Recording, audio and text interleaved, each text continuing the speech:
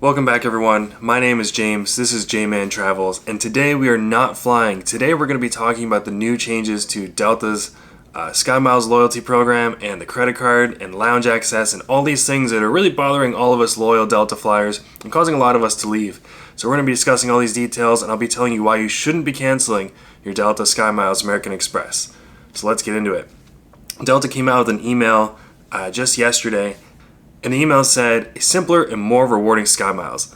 That's accurate and also deceptive at the same time, because while it is simpler because you're only earning status based on spend, more rewarding is not really how I describe it. So this year, Delta has significantly increased how much you have to spend to maintain your status. For Silver is $6,000, Gold is $12,000, Platinum is $18,000 in spend, and Diamond is a whopping $35,000 in spend. It's a huge amount of money. So now, with the new program, Delta says that you can spend money on flights, but you can also spend money other ways to help you earn that status. You can kind of do half and half or fourth and three quarters. You can kind of split it up. So the other ways you can earn status, not just by flying, is through their credit card or their new shopping portal that they have, which you can get Delta vacations, you can do Delta stays, which is hotels, and car rentals. So you can kind of book your whole travel experience through Delta. And the money you spend on your hotel stays, your rental car, and Delta vacations count 1-to-1 towards your MQDs, towards your spend for your status. So you can do, let's say you spend $15,000 a year on hotels for some reason, and then you spend $20,000 flying Delta. Together that adds up to $35,000, you'd be Diamond. The other way you can earn status is by spending on the credit card. Now the credit card spend is where you spend anywhere, and this is only with the Delta Reserve or Delta Platinum American Express cards. The Delta Reserve, you earn at a 10-to-1 ratio. So if you spend $100,000 on your Reserve card, you get $10,000 towards MQDs for your status.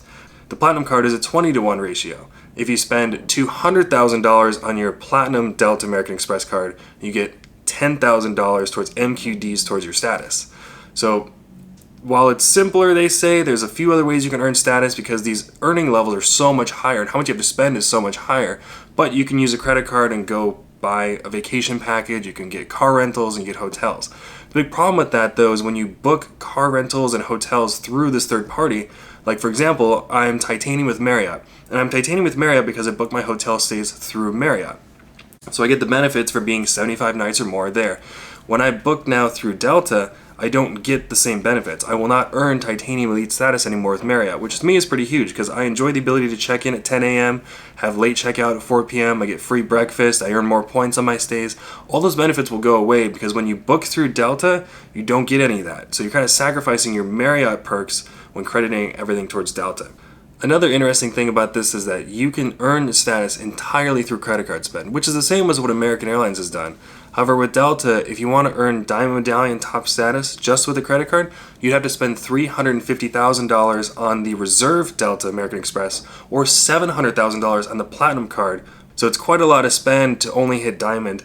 And the other thing is, Delta's really been devaluing their rewards program recently. The miles aren't worth very much, having top status isn't really worth much, and we'll talk about that more later, but they really want you to spend a lot to hit these status levels, and they're not giving you much in return. They're not giving you much for your loyalty.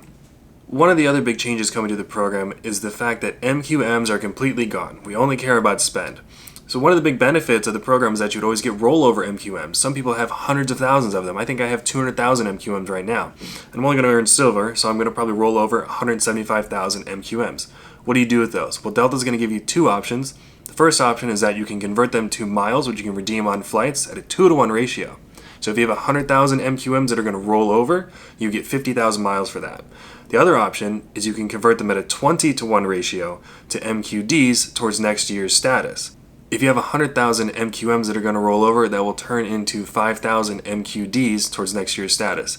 You can also do a combination of them. You can do, I think, 50%, 25%, 75%, either way. They'll give more details on that later, but that's how it's going to work. For me, I'm probably going to turn them into miles and redeem them for flights and then just be done with it. I don't need rollover MQMs because as far as I'm concerned, I'm out. I can get better value other places. But if you want to stick with Delta and you want to turn those into MQDs to help boost your status for next year, that's a great option. But keep in mind the thresholds are much higher, so you need hundreds of thousands of MQMs to roll over to turn even into silver or gold for next year without flying much. So If you already fly a lot, you already spend a lot, let's say you already spend 20,000 this year on Delta or 25,000, you can do some miles that push you up to Diamond again next year and get to the 35 and just keep the rest for yourself, because any of those extra MQDs over 35,000, they're not going to help you at all. So there's no point in getting extra. Just get what you need and then get out the rest with miles, redeem them for flights before they get devalued again. So now that you've figured out what to do with these extra MQMs and you know if you're going to turn them into MQDs or not, let's determine what this status is really going to get you. Why are we chasing status with Delta? Which is a really good question, because status with Delta doesn't get you that much anymore. Early in the year, Delta decided to restrict its access to its sky clubs because it's had major overcrowding issues. One of the first things they did was take away international lounge access for SkyTeam Elite Plus, which is gold medallion and higher. So now if you spend $12,000 a year with Delta to get gold, you do not get lounge access unless you're flying business class international. That's the only reason you get it. Typically, you would get lounge access if you flew international, over water, in any cabin. And that is the same with any other airline. With United, you can spend $8,000, get Star Alliance Gold, get access to first class lounges when you fly international. And American, same thing. You spend about $10,000 and you can access lounges international. It takes about $12,000 in spend to get first class lounges with Oneworld, which we were able to use when we went through Malaysia, and they were wonderful. You get sit down, full course dining. I also got to use it once on the Qantas Lounge in LAX when I flew on Iberia. I was still in economy on Iberia, and I was able to get sit down, full course meal in the Qantas first class lounge. It was great. Delta, if you're in economy, they say no lounge for you at all.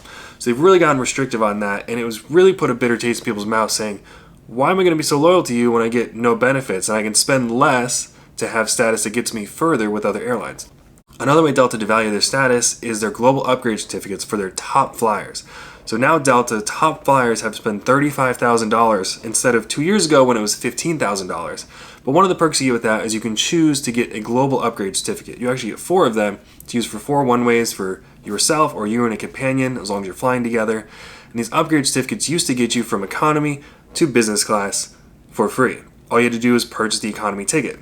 Now they devalued it and said you can only go from economy to premium select or premium select to Delta One. So now, instead of buying a cheap $500 or $1,000 economy ticket and going to business, you just spend $2,000, $3,000, $4,000, $5,000 for premium select to then get business. Kind of a way to say thanks for spending $35,000 with us instead of anyone else? No, it doesn't work. You spend that much money with them and they still say, we want you to spend $5,000 for premium select, and then we'll give you Delta One only on certain days in certain fares. Because when you search for them, I've gone through and searched for them so many times, and it's nearly impossible to find global upgrade space. You just take forever. You just look and you look and you look. Even if you look 6 months out, a year out, you find nothing. If you look a week out, you find nothing. So then they want you to buy premium select for $5,000 and just hope that a seat is open on the day of departure to get your global upgrade certificate. It does work for some people, and there's been success stories, but it just is kind of a waste and is not really a way to say thanks to their customers. So I was able to find space for 2 global upgrade certificates from Minneapolis to Seoul when Jason and I flew to Bangkok. And it took forever to get the agents to be able to issue the global upgrade certificates. So you go to the website and you book on the website, and the website says, hey, global upgrade space is available on this flight. Do you want to apply your GUC, as they're called? And you say, yes, I want to apply my GUC, go straight to buy premium select, and go straight to Delta One. Perfect. Check the box, purchase the ticket. And when I checked out, I got an email that said, thanks for your purchase. You'll get a notice when your upgrade's clear. And I got an email that said, you're on the wait list. You're not upgraded yet. I thought that was kind of odd because the website said it was available. So I called in and I said, hey, I just purchased a ticket. It says global upgrade space was available and it says I'm waitlisted. Can you process the upgrade to Delta One? And the first agent said, no, there is no global upgrade space on this flight at all. Not sure why you purchased it, but we don't see it. Okay. That doesn't really make sense. So hang up and call back, because something that I've had to learn to do this year because a lot of the agents just aren't trained very well and they don't know how to look very well. So I learned you just got to hang up and call back. So hang up, call back. The next agent said, well, I found it on the outbound flight, but I didn't find anything on the return flight. Even though the return flight also had availability, and we booked Premium Select and applied it on the website, and it took the certificates out, but didn't use them.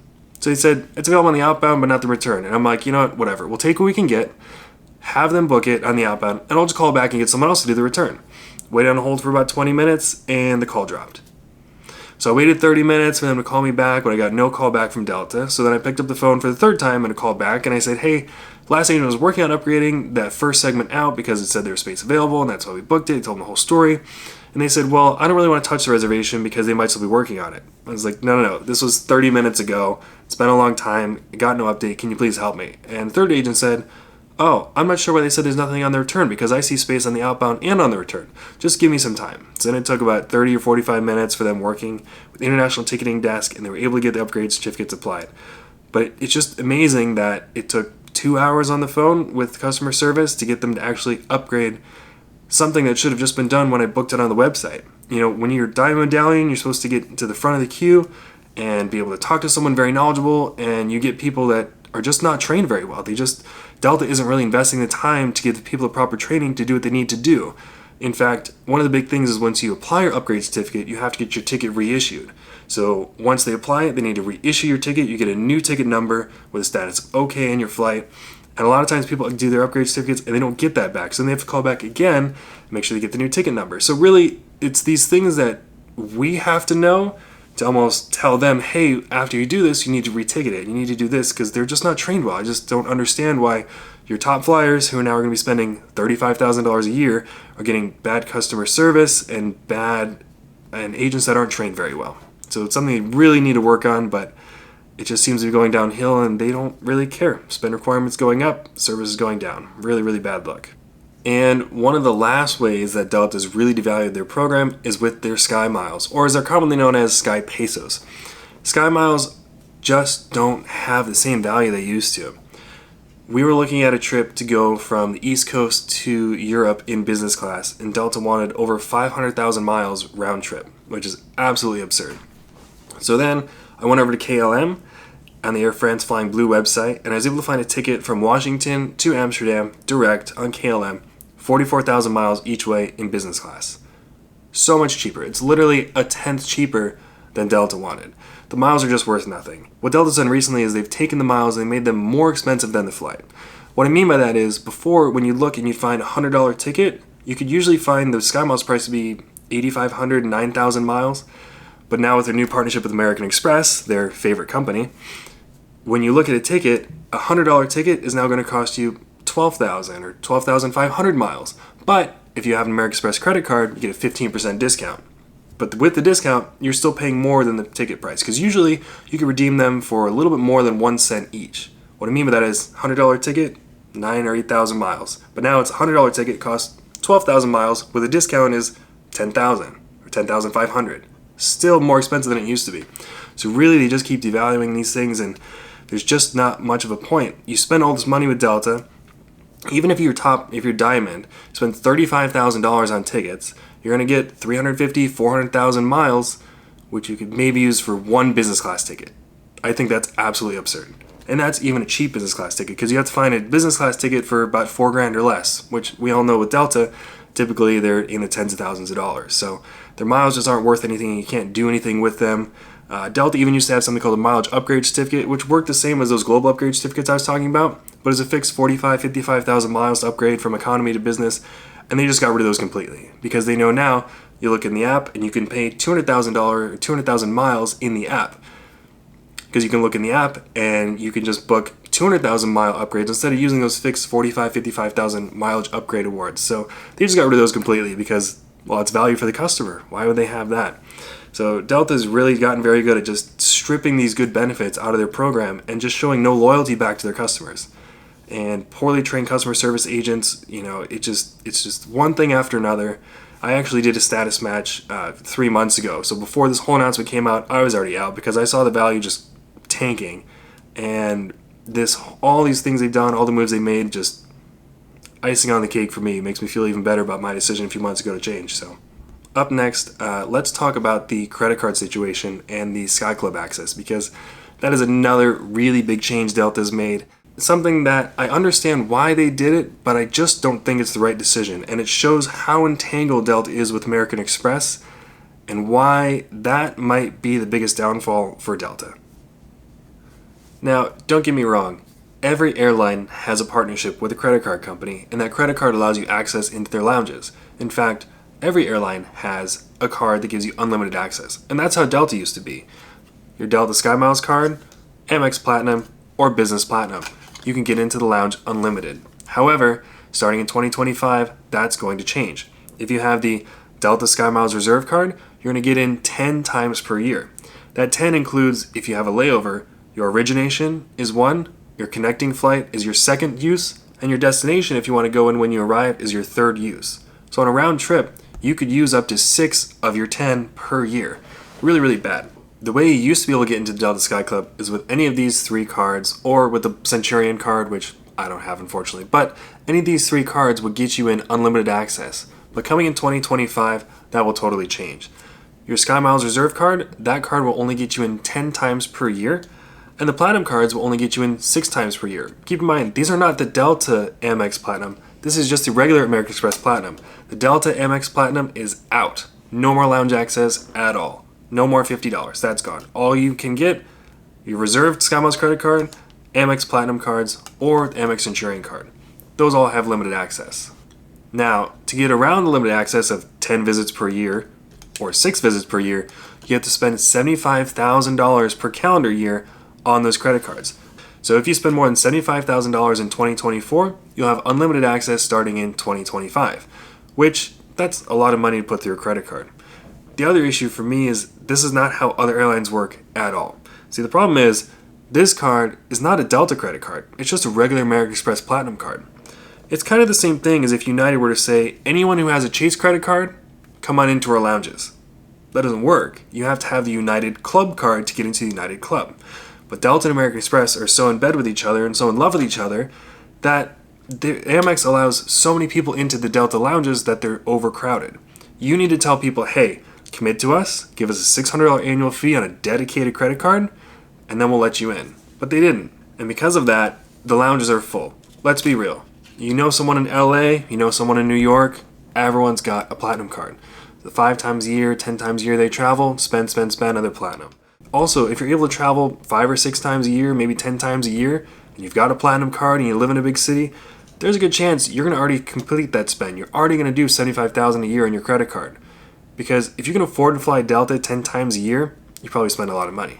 So honestly, these changes are meant to help the overcrowding situation, but considering that with inflation, everything costs a lot. If you have multiple people in your household, spending $75,000 on a Platinum card, especially if you travel a lot and you have the money to travel a lot on Delta of all airlines, you probably already do that. So is this really going to help overcrowding? I don't think so.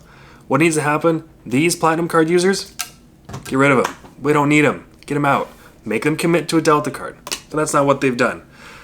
So is this even going to help? I don't know. And honestly, why are we spending so much money on a Delta credit card? It just doesn't make sense. You spend $75K a year, you get unlimited lounge access, and then you get 75,000 miles, which are only worth like $500, $600 in free flights. Why? There's no point. Out. So all those changes we just mentioned, those are all starting in 2025. One thing that's happening starting in 2024 is that if you book a basic economy ticket, no longer allowed in the lounge. Doesn't matter if you spend $1 million on your credit card, which would make Delta really happy. Doesn't matter at all. Basic economy, you do not get lounge access, which I actually do agree with that one because they price basic economy tickets to compete with Southwest, Frontier, and Spirit. And if you're comparing Delta with those and trying to think, maybe we'll spend $10 more to get Delta.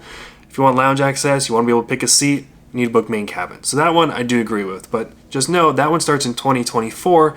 All the other access changes start in 2025.